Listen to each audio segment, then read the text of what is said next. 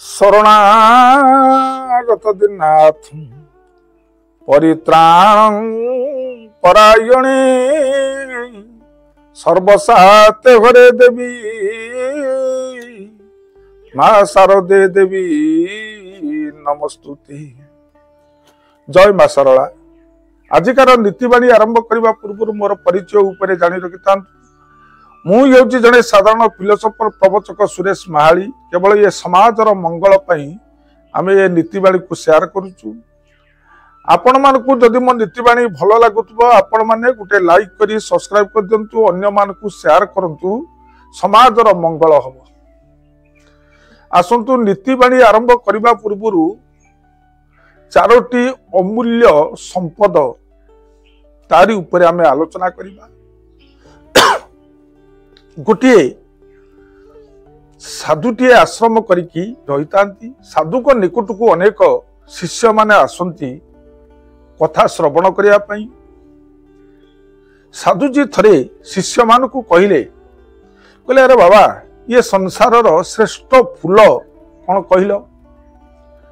शिष्य माने कहले संसारर श्रेष्ठ फूल होची ये पद्म फूल। किए कहला संसारर श्रेष्ठ ये पुष्प होची ये मंदार। किए कहला संसारर श्रेष्ठ फूल होची ये गोलाप फूल। साधुजी हसी देले कहले ना, संसारर श्रेष्ठ फूल होची ये कपा फूल। कहले यही फूलटी भगवान बड़ी सृष्टि करिसंती जाके संसार लज्जा निवारण रु ये रक्षा करुची। लज्जारू रक्षा करुची यही केवल ये कपा पुष्प। तेणु संसारर सर्वश्रेष्ठ पुष्प होची ये कपा फूल। साधुजी द्वितीय कथा कहले ये संसारर को क्षीर होची सर्वश्रेष्ठ। शिष्य माने कहले छेली क्षीर होची ये श्रेष्ठ क्षीर। किए कहला गाई क्षीर होची ये श्रेष्ठ क्षीर। साधुजी हसी देले कहले ना, श्रेष्ठ क्षीर होची माँ क्षीर। कहले माँ रो स्तन होची पिलांकर ये खाद्यस्थली। पिलाटी जेतेबेले जन्म ग्रहण करे सेई माँ ठारू से क्षीरपान करी से बड़ हुए। तेणु संसारर सर्वश्रेष्ठ क्षीर होची माँ रो क्षीर।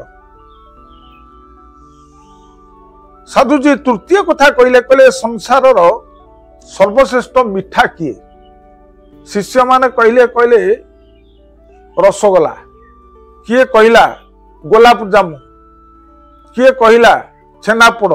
साधुजी हसी देले कहले ना, सर्वश्रेष्ठ मिठा होची बाणी।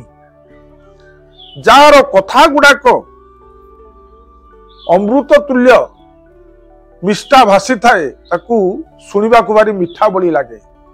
उदाहरण गोटे छोट छुआटी से खनेई खनेई अनेक कथा कहूची, से कथा गुड़ाक सुनिया पाई भारी मिठा बड़ी लागे। तेणु सर्वश्रेष्ठ मिठा होची बाणी। आमे सदाबेले जदि बाणी की परिष्कार करी एवं अन्य को सुख दे परिबा, यही होची आमर मिठा बाणी ताकू कहते। साधुजी या चतुर्थ कथा कहले संसारर सर्वश्रेष्ठ ये पिता किए? शिष्य माने कहले ये कलरा। किए कहला निंब। साधुजी हसी देले कहले ना, सर्वश्रेष्ठ पिता होचंती भगवान। पिता हमस्य जगत माता धाता पितामो वेद्यम पवित्र ओंकारम रूप साम जजुरे वच। कहले सर्वश्रेष्ठ पिता होचंती भगवान बा ईश्वर। तेणु आउ पिता बोली कई नांती। सर्वश्रेष्ठ पिता हेले आमे जतले कोनोसी पिंडदान करुचे बा शुभ कार्य करुचे, ब्राह्मण पचारुचे ता पिता ता पिता ता पिता ता पिता ता पिता, शेष आमे कहूचे जगन्नाथ दास। तेणु आमर पिता हेले महाप्रभु जगन्नाथ महाप्रभु बा ईश्वर बा भगवान। यही थिला ये चारोटी नीतिवाणी रो अमूल्य संपद कथा। आपण माने जदि मो कथा को श्रवण करिथिबे आपण को जीवन धन्य होई जिवो। आपण मो नीतिवाणी की गोटे लाइक करी सब्सक्राइब कर दिंतु अन्य मान को ये शेयर करंतु ये समाज रो ये मंगल हम ये प्रणाम जय जगन्नाथ।